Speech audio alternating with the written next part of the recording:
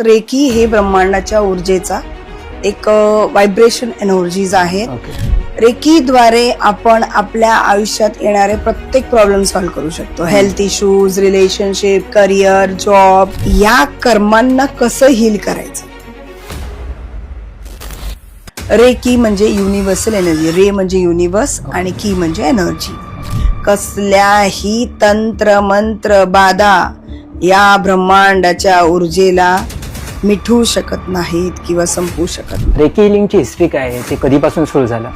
इतका भयानक पिरियड होता 2020-21. किती लोक गेले, किती स्पिरिट एनर्जीज तुम्हाला आजूबाजू दिसत आहेत. प्रत्येक चक्राचं एक महत्व आहे. सहस्त्र चक्र, आज्ञा चक्र, थ्रोट चक्र.